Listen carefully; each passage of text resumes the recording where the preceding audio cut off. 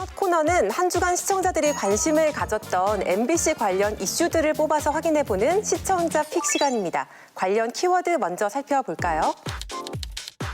폭로, 야인, 크로스오버. 네, 이 중에 먼저 크로스오버부터 확인해 보겠습니다. 박현주 위원이 준비했죠? 네, 14일 첫 방송된 영화와 드라마의 크로스오버 프로젝트 SF8 관련 키워드입니다. SF8은 대한민국을 대표하는 8명의 감독과 배우들이 모여 만든 한국판 오리지널 SF 앤솔러지 시리즈인데요. 그중 첫 주자로 나선 간호중에서는 10년간 식물인간인 환자, 보호자, 그들을 보살피는 돌봄 로봇의 이야기를 그리며 안방극장에 SF의 신세계를 열었습니다. 그 소리 좀 어떻게 해봐. 엄마 오줌 빼내는 소리. 역겨워. 더럽고 냄새나고. 더 이상은 못 참겠어. 병원 담당자에게 민원 접수하겠습니다.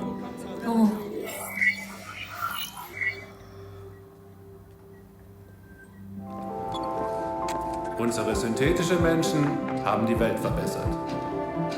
Vor allem für Pfleger, die sich um Kranke kümmern, mit einem vertrauten Gesicht. 네, 사비나 수녀입니다. 생명을 살리는 전화라고 해서요. 생명 하나가 죽어야 생명 하나가 산다면 어떡하죠? 네, 무슨 말씀이신지 잘... 저는 이제 고통에 처한 보호자를 구하기 위해 의식 없는 환자를 죽게 할 생각이에요.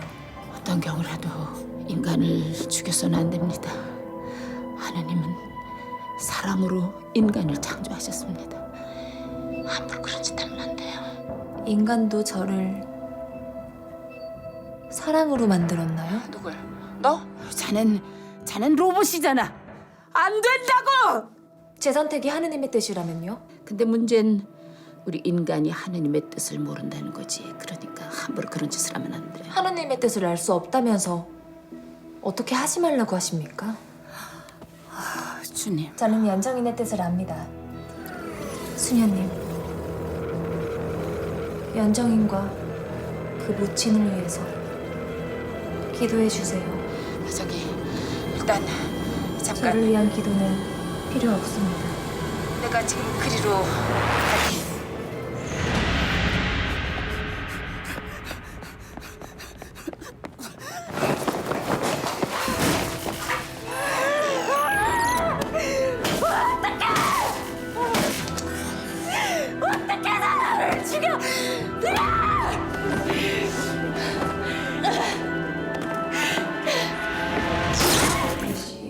부활을 기쁨으로 증거하는 죽음의 사슬 그렸습니다. SF8 간호중편. 시청자들은 어떤 반응을 보였을까요? 네, 댓글 살펴보면요. 미래가 배경이지만 사실 어쩌면 이미 벌어지고 있는 딜레마들에 대한 반영인 듯합니다. 소재도 신선하고 배우 이우영님 로봇 연기 정말 잘하더라고요. 드라마 끝나고 저도 모르게 박수치고 있어요. 죽음, 존엄, 인간, AI 등에 대한 생각을 하게 하는 드라마 같아서 무게감 있게 느껴졌습니다. 오랜만에 생각해 볼 만한 물음을 던져주는 드라마의 탄생에 반응이 뜨거웠습니다. 그렇군요. 간호중은 인공지능, 가상현실, 로봇을 소재로 미래 사회가 우리에게 던질 수 있는 화두를 담아냈는데요. 위원들은 어떻게 봤을까요? 수명이 이제 날로 길어지고 있고 IT 의존도가 점차 높아지고 있으니까 진짜 실제로 이렇게 로봇이 간호하는 세상이 오겠구나 하는 이제 그런 불안감, 감정을 이입해서 보게 되더라고요.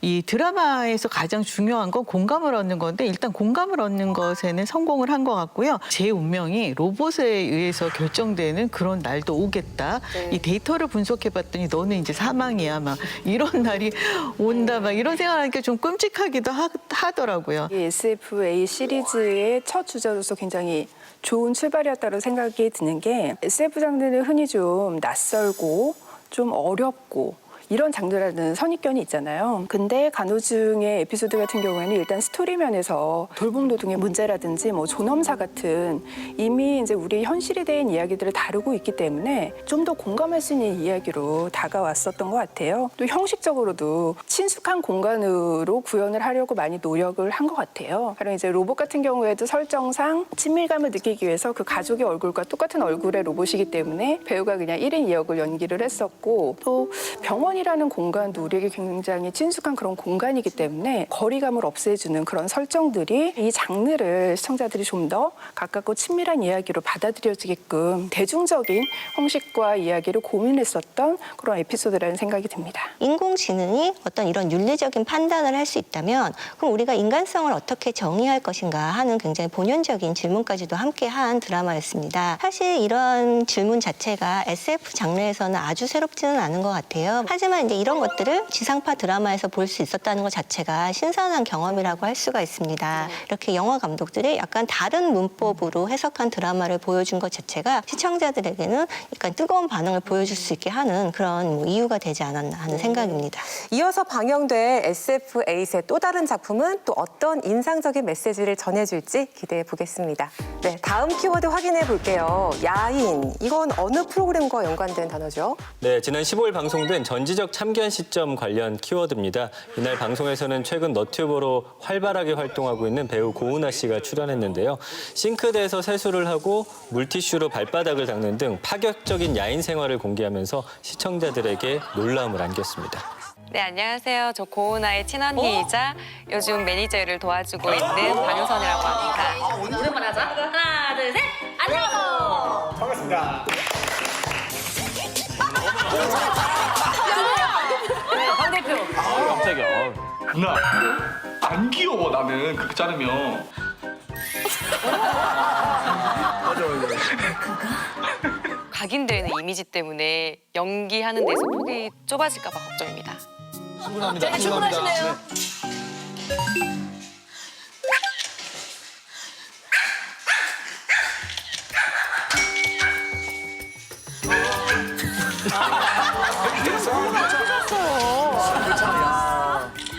죽여버릴까 진짜로?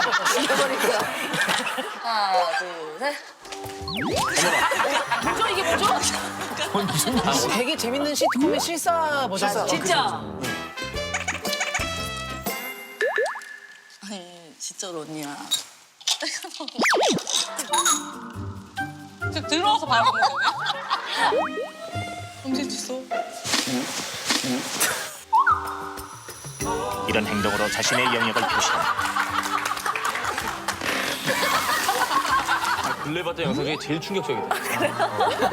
이번 방송 시청자들의 반응은 어땠어요? 네, 댓글 준비해봤습니다. 솔직하게 저렇게 다 드러내는 자신감과 용기가 부럽고 멋지고 미친 듯이 웃었네요. 이미지를 완전 다 내려놓으셨네요. 쉽진 않았을 텐데요. 친근감 있고 자연스러워서 좋습니다. 매니저의 모습을 보여주기보단 그냥 연예인 이미지 띄워주는 프로그램으로 변질된 것 같아요. 게다가 어제 방송은 보다가 불편해서 채널을 돌렸네요. 암만 스타일상 보는 거라도 그렇지 너튜브랑 지상파랑 다를 게 뭐임? 파격적인 일상을 공개한 고은아 씨의 용기가 멋있다는 반응이 있었던 반면에 전참시의 기획 의도와 맞지 않는 구성이어서 아쉬웠다는 목소리도 많았습니다. 네, 엇갈린 반응들이 있었는데요. 이날 방송은 동시간대 시청률 1위를 기록하면서 많은 화제를 낳았습니다. 위원들은 이번 방송 어떻게 봤을까요? 고은아 씨 언니가 명목상 매니저죠. 이건 뭐 그냥 가족 얘기잖아요. 엄밀히 말하면 이제 개인 채널에서 보여주는 그런 일상을 TV 속으로 가져온 것인데요. 전지적 참견 시점만 해도 유병재 씨 또 추대엽 씨가 영상 찍는 장면을 공개하기도 했고 얼마 전에는 이영자 씨가 자신이 출연하고 있는 웹 예능을 여기서 홍보하기도 했거든요. 지금 이제 모바일 콘텐츠 쪽으로 미디어가 쏠림 현상이 나오면서 지상파가 위기라고 하는데 지상파 방송이 통 크게 이렇게 유튜브 채널 홍보를 해주고 있는 거예요. 이렇게 이제 쏟아지는 이제 홍보의 홍수 속에서 피해는 오롯이 시청자의 몫입니다. 뼈가 있는 말이었습니다. 네, 저도 약간 비슷한 생각인데요. 화제성 자체를 이렇게 너튜브의 어떤 인물들이 주도하는 경향이 있다 보니 방송의 시청률이나 화제성을 잡아보겠다라는 의도가 있는데 그것 자체가 나쁜 거는 아니라고 할 수 있어요. 어떤 일종의 시대 정신의 반영이라고 할 수는 있지만 프로그램의 원래 기획 의도를 벗어나서까지 확장이 된다면 그것을 우리가 원하는 방식인가에 대해서는 생각해 볼 수 있을 것 같습니다. 앞으로는 이런 프로그램의 본래의 매력과 기획 의도가 잘 살아나는 에피소드를 만나볼 수 있길 기대하겠습니다. 다음 키워드 확인해 보겠습니다. 폭로, 이건 무엇과 연관된 키워드죠? 네, 이거는 지난 11일 방송된 PD수첩 그들이 죽는 세상 고 최숙현 선배 선수의 폭로편 관련 단어인데요. 이날 방송에서는 고 최숙현 선수의 선배이자 전 경주시청 팀이었던 전미경 선수의 폭로를 단독으로 취재를 해서 보도를 했습니다. 또 최 선수가 도움의 손길을 요청했지만 무책임한 태도를 보였던 관계기관들을 심층 조명하면서 시청자들의 공분을 이끌어냈습니다. 네, 이날 방송 위원들은 어떻게 봤을까요? 최근에 또 다른 이슈들로 사실은 좀 덮이면서 체육계 이런 폭로 관련한 소식이 좀 많이 볼 수 없는 상황이었기 때문에 PD수첩이 이 사안을 다룬 시점이 굉장히 좋았다는 생각이 들고요. 내부자의 어떤 폭로를 통해서 국민들의 좀 관심을 이끌어냈던 편이 아닌가 싶고 그리고 추후에 결과가 어떻게 됐는지도 좀 다뤄졌으면 좋겠다는 생각까지 했습니다. 저는 이 고 최숙현 선수 그리고 앞서서 같은 일을 겪었다는 전미경 선수의 녹취 파일을 들어보니까 계속 때리는 소리 그리고 입에 담을 수 없는 그런 폭언이 이어지고 있었고 그 무차별 폭행이 거기 담겨 있었잖아요. 다 믿고요. 절로 가. 제가 어떻게 폭력 사용하셨습니까? 아닙니다. 폭력 사용한 적 없습니다.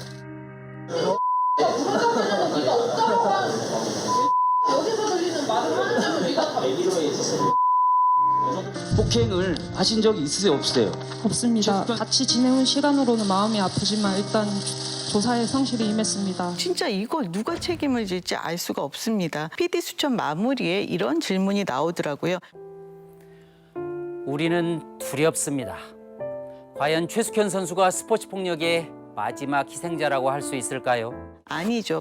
벌써 지난달에 전 배구 선수였던 고유민 선수가 또 같은 선택을 했습니다. PD수첩은 물론이고 우리 모두가 함께 지켜봐야 할 일이라고 생각합니다. 그러니까 이날 PD수첩이 단독으로서도 굉장히 중요한 가치가 있는 그런 보도를 보여준 거잖아요. 전체적으로는 정말 하나의 메시지에 많이 집중을 했어요. 특히나 이제 맨 마지막 결론 부분에서 피해자가 호소할 수 있는 그런 공식 채널에서 외면받았던 그런 경험은 최숙현 선수만의 문제가 아니라 권력에 의해서 피해를 입은 모든 피해자들이 경험할 수 있는 그런 일인 거잖아요. 가해자가 죽인 거일 수도 있고 그다음에 6개 단체 그 기관에서 이 자기가 할 일을 안 한 그 기관 그리고 우리나라 엘리트 체육이 어떻게 선수를 그리고 사람을 사람답지 않게 취급했는지의 어떤 역사성 다 모여서 한 사람을 타살한 거다. 클린스포츠센터 담당자와 통화한 그날 밤 최숙현 선수가 숙소 옥상으로 올라가는 장면이 CCTV에 찍혔습니다. 최숙현 선수는 어머니에게 마지막 메시지를 보냈습니다. 엄마 사랑해. 그 사람들 죄를 밝혀줘. 어머니가 다급히 전화를 걸었지만 최숙현 선수는 끝내 응답하지 못했습니다. 우리 사회에 어떤 이런 일들이 왜 끊임없이 반복되는가를 보여준 구조적인 병폐를 잘 짚어냈다라고 생각을 하고요. 저도 앞으로 이제 그 후속 보도를 통해서 좀 더 진행되는 이야기를 이제 기대를 하고 싶습니다. 앞으로 고 최숙현 선수의 억울한 죽음의 진실이 밝혀지고 무너진 체육계의 인권 의식이 제대로 자리 잡는 그날까지 PD수첩의 성역 없는 취재 기대하겠습니다. 네, 한 주간의 MBC 이슈를 살펴보는 시청자 픽. 다음 주에도 새로운 이슈들로 만나 뵙겠습니다.